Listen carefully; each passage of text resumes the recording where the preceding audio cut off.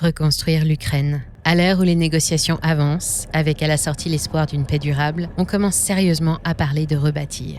En réalité, reconstruire l'Ukraine et relancer son activité économique après la guerre, on en parle déjà depuis le début des combats en 2022, mais le sujet est devenu franchement tendance ces derniers temps, au gré des derniers échanges entre Washington et Moscou.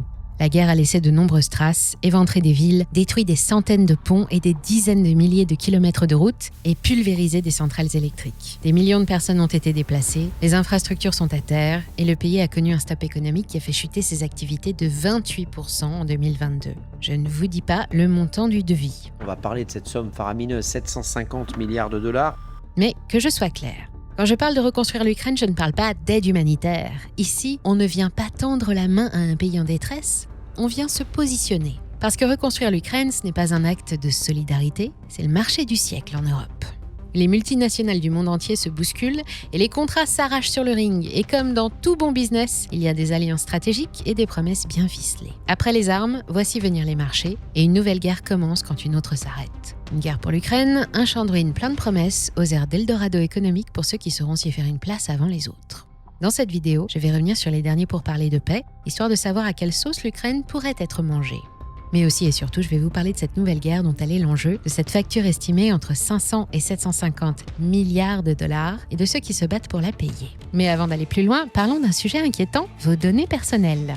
Au cours de cette année, les données de millions de Français ont été exposées, Pôle emploi, SFR, Free, et ce n'est que la partie visible de l'iceberg. Ce que beaucoup ignorent, c'est qu'en ce moment même, des centaines d'entreprises appelées data brokers vendent vos informations privées.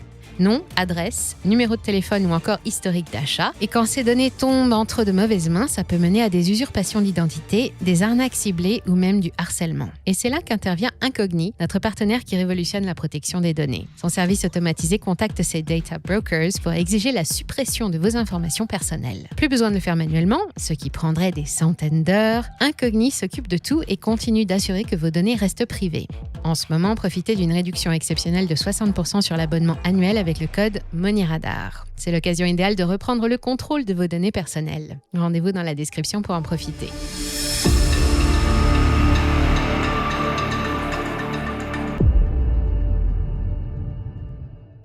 Pendant sa campagne, Donald Trump avait surpris le monde en promettant la fin de la guerre en Ukraine en 24 heures.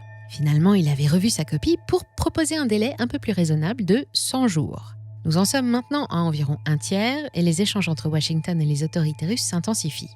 Côté russe, on annonce, je cite, la reprise du dialogue sur tous les paramètres et à la Maison-Blanche, on se félicite de négocier la fin de la guerre avec succès. Le 12 février 2025, Donald Trump a rompu avec la politique de Joe Biden en appelant directement Vladimir Poutine pour discuter de la fin de la guerre. Pendant ce temps, le secrétaire au Trésor américain, Scott Bessent, était à Kiev pour rencontrer Volodymyr Zelensky et lui présenter les premières conditions d'un éventuel accord. Le 20 février, une nouvelle rencontre a eu lieu en Arabie Saoudite, la première des chefs de la diplomatie russe et américaine depuis le début de la guerre. Le même jour, l'ancien conseiller américain à la sécurité, Keith Kellogg, rencontrait à nouveau le président ukrainien dans un contexte de tension croissante entre les deux pays. Pas étonnant, sachant que l'Ukraine est exclue des négociations. Si la situation est anormale aux yeux des observateurs européens, ce n'est pourtant pas inédit dans l'histoire, et c'est un indice de plus qui désigne l'Ukraine comme la grande perdante de ce conflit. L'Allemagne aussi était absente lors de la conférence de Yalta ou lors de l'élaboration du traité de Versailles, et plus récemment, les négociations entre les États-Unis et Israël se tiennent sans les Palestiniens. L'autre grande exclue des débats, c'est l'Union européenne qui se cherche un peu de contenance face à une telle démonstration de force et qui observe impuissante l'Amérique de Trump faire à sa façon ce qu'elle aurait dû faire elle-même, régler le conflit ou l'empêcher. Les conditions de la paix auraient peut-être été différentes. Pour le moment, rien n'est encore fixé, mais voilà à quoi ça pourrait ressembler. L'Ukraine pourrait d'abord être contrainte de céder des territoires. Bien que l'étendue exacte ne soit pas précisée, on pense aux régions frontalières de Donetsk, Luhansk, Kherson et Zaporijia. Mais ces concessions territoriales ne suffiront pas. La Russie va aussi exiger un changement de l'équipe dirigeante et le départ de Volodymyr Zelensky, jugé trop agressif. Ce changement devrait faciliter le déploiement du soft power russe en Ukraine avec l'adoption du russe comme deuxième langue officielle et la construction d'écoles et de centres culturels russes. Sur le plan militaire, même si l'adhésion à l'Union européenne reste possible, l'Ukraine devra conserver un statut de pays neutre ou non aligné et procéder à son désarmement. Ses forces armées doivent être réduites et les bases militaires occidentales démantelées. Comme ces bases sont un des points de départ du conflit, c'est une condition non négociable. Tous les soldats étrangers doivent quitter le territoire, à l'exception des forces de maintien de la paix de l'ONU, et interdiction d'adhérer à l'OTAN, au moins à court terme. terme. Cette concession majeure semble déjà acceptée par les États-Unis et elle pourrait être révisée dans un futur lointain, peut-être dans 20 ans. On le voit, des conditions très favorables à la Russie qui se trouve en position de force depuis que Donald Trump a décidé de couper les aides. Il faut dire que sans même parler du bilan économique et humain, cette guerre a déjà coûté près de 125 milliards de dollars en matériel militaire, 1 milliard d'aides humanitaires et 460 milliards d'aides financières, dont 130 milliards débloqués par l'administration de Joe Biden.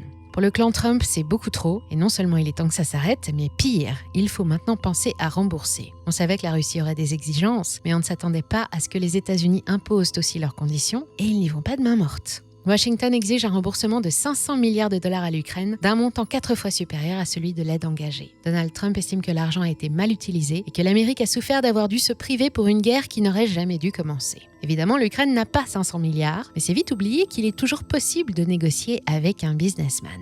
Le dernier accord proposé par les États-Unis exigeait que l'Ukraine cède la moitié de ses minéraux stratégiques aux États-Unis. Ces terres rares convoitées sont un véritable trésor, lithium pour les batteries, uranium pour les centrales nucléaires, graphite pour les voitures électriques, titane pour l'aérospatiale, sans oublier d'importantes réserves de pétrole et de gaz. Face au refus du président ukrainien, qu'il considère comme un affront, Trump a qualifié Zelensky de dictateur et menace désormais de couper toute aide future sans cet accord. L'Europe a beau protester contre la brutalité de la méthode, elle pourrait bien aboutir cette fois à quelque chose de plus solide qu'un cessez-le-feu ou qu'un simple gel du conflit, comme les accords de Minsk, qui ont déjà échoué à 2 reprises. On croit cette fois au retour d'une paix durable, et avec le retour de la paix vient la promesse de la croissance. Et soudain, tout le monde se bouscule pour aider l'Ukraine. Il faut tout reconstruire, mais en mieux, et le devis est chargé. Entre autres, 51 200 km d'autoroutes, 1400 ponts, 10% des habitations, des centaines d'écoles, d'hôpitaux, de mairies ou de bâtiments administratifs, et 60% des installations de production d'énergie, dont 95% des centrales à charbon ont été endommagées. Les dégâts sont concentrés dans les régions de Donetsk, Kharkivska, Luhanska, Zaporizhzhia, Khersonska et Kievska, là où se sont déroulés l'essentiel des combats. Des millions d'Ukrainiens subissent régulièrement des coupures d'eau, d'électricité et de gaz et doivent se contenter des produits qui parviennent jusque dans les rayons des magasins dont les approvisionnements sont fortement perturbés. Et puis d'habitude, l'Ukraine, c'est 20% des récoltes en Europe. Or, depuis 2022, l'agriculture est bouleversée. Les moissons ont été perturbées et le maïs, blé, orge, tournesol et pois, dont l'Ukraine est la spécialiste européenne, n'ont pas été semés, avec comme conséquence le recul de la production de près de 25%. Aujourd'hui, le pays a besoin d'assainir les terres parmi les plus fertiles et les plus productives au monde, mais aussi de semences, de machines puissantes et d'installations agricoles performantes pour les exploiter. Et il faut aussi reconstruire les industries, ces aciéries et ces usines chimiques, et les équiper de belles mécaniques en accord avec les normes environnementales occidentales et les dernières technologies numériques. La facture, entre 483 milliards pour la Banque mondiale et 750 milliards de dollars pour le gouvernement ukrainien, le tout sans compter l'amende américaine, une broutille, à peine l'équivalent de 5 fois le PIB du pays. Heureusement, ou pas, avec les espoirs de paix, de nouveaux intervenants font leur apparition. Ils portent costumes, chemises et cravates, ne se déplacent pas sans attacher caisse et ne dorment jamais loin de leur calculette. Ce sont les investisseurs, attirés par l'odeur de centaines de milliards de dollars de nouveaux contrats comme des papillons par la lumière. Avec les espoirs de paix, l'Ukraine dévastée devient un immense marché qu'il faut conquérir au plus vite avant que d'autres ne le fassent à votre place. Pour trouver des contrats, rien de plus simple. Il suffit de se rendre aux événements spécialement organisés pour attirer l'argent rapidement, comme le salon Rebuild Ukraine, 3e édition cette année. On a pu s'y promener autour de stands bien agencés, consulter des brochures soignées et échanger avec des commerciaux souriants, prêts à vanter leurs solutions pour rebâtir ce qui a été détruit. La conférence pour la reconstruction de l'Ukraine attire aussi depuis 3 ans 2000 décideurs économiques et politiques du monde qui assistent à des conférences sur, je cite, « les meilleures pratiques pour la reconstruction post-guerre ». Il est aussi possible de se rendre sur le site prozoro.gov.ua pour accéder à la liste des marchés publics. Pas de place pour le deuil, on parle opportunité de marché. Parce qu'après tout, un champ de ruines, c'est surtout un chantier géant. Rien que le déblaiement a été chiffré à 11 milliards de dollars. Dès 2022, la Banque mondiale a mis en place le plan riposte du groupe Banque mondiale aux conséquences de la guerre en Ukraine. Tout ça, 6 milliards de dollars pour financer les soins de santé, assurer le fonctionnement des services publics essentiels et payer les retraites des fonctionnaires. Et 15 milliards de plus viennent d'être accordés pour la reconstruction. Le G7 a créé The Extraordinary Revenue Acceleration, 45 milliards de dollars d'aide financière commune, et des ministres des Finances qui travaillent main dans la main avec leurs homologues ukrainiens pour répondre au mieux aux besoins en financement. Évidemment, l'Union européenne veut aussi participer. De plus en plus hostile à la Russie, elle a décidé d'apporter 50 milliards d'euros d'aide supplémentaire entre 2024 et 2027, en ponctionnant les avoirs russes gelés depuis février 2022. Il y a quelques jours, Ursula von der Leyen est arrivée à Kiev pour annoncer un nouveau programme d'aide financière de 3,5 milliards d'euros.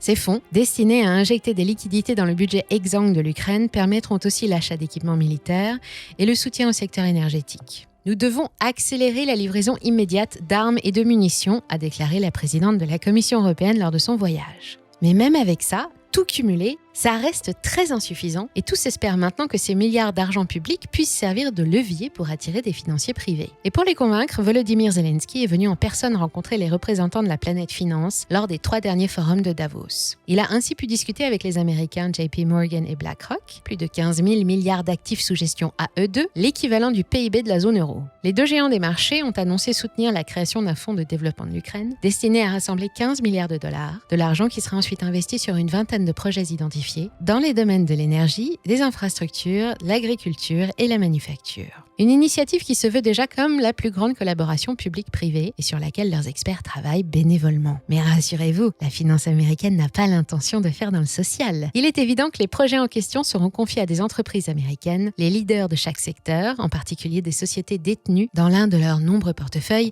et qui feront à terme gonfler leurs bénéfices. Et c'est d'autant plus probable si l'accord de paix répond à toutes les demandes américaines. Difficile de savoir exactement qui pourrait profiter de l'argent de la reconstruction tant que des accords définitifs n'ont pas été trouvés, mais on sait que les spécialistes mondiaux de la tech, de l'énergie, de l'agriculture, du transport ou encore de la finance se bousculent pour remporter des contrats.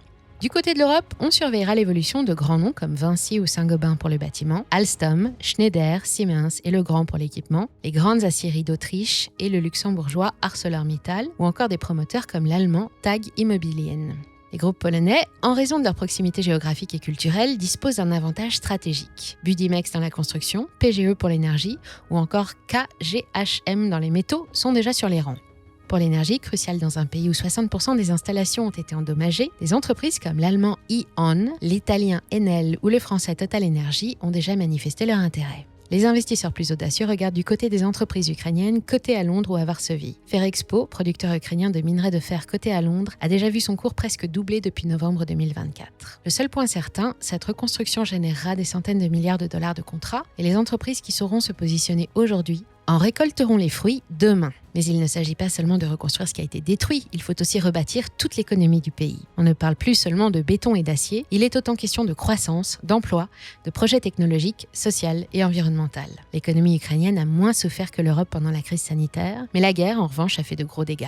L'activité s'est contractée de près de 30% en 2022 et n'a rebondi que de 5% en 2023. Pire, le rebond semble déjà être terminé et les performances de 2025 ne sont pas bien encourageantes. L'inflation, propulsée à 26% fin 2022, s'était calmée sous le poids de taux directeurs à 25%, mais depuis l'été dernier, elle repart de plus belle. Elle a forcé la Banque d'Ukraine à remonter ses taux à 13,5, puis 14,5 en janvier dernier, après un an de baisse ininterrompue.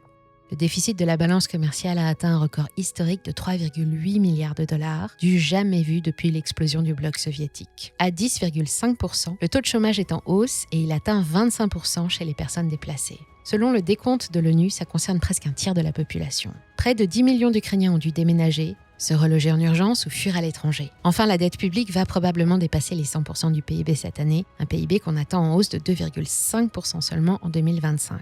Comment se tirer de ce mauvais pas quand on n'a ni le temps, ni les moyens de déterminer et de bâtir ses propres piliers de croissance ? Pour Donald Trump, ce qu'il faut à l'Ukraine, c'est plus qu'une adhésion à l'Union européenne, dont la puissance décline année après année, et à qui on ne demande même plus son avis. C'est une injection massive de bons vieux billets verts, une invasion de puissantes entreprises américaines aux méthodes efficaces et qui s'appuie sur du matériel solide, du business, mais plus un seul soldat. Il faut la paix. Pour le moment, aucun acte officiel ni aucune décision n'a été prise, à part celle de couper une partie de l'aide humanitaire, et tous les regards sont tournés vers l'Ukraine. Le monde se passionne pour les déclarations de Washington et les réponses de Moscou, avec le reste du monde en bruit de fond. Et nous aussi, on suit l'évolution des négociations avec la plus grande attention. N'hésitez pas à me dire ce que vous pensez de la méthode Trump. Et comme d'habitude, de compléter si j'ai oublié quelque chose, je compte sur vous. Et n'oubliez pas, pour protéger vos données personnelles contre les fuites et les reventes d'informations, pensez à Incogni. Son service automatisé nettoie et protège vos informations privées des data brokers. Profitez de 60% de réduction avec le code MoneyRadar. Le lien est aussi en description. Merci à toutes et à tous pour votre fidélité. Prenez soin de vous et je vous dis à très vite.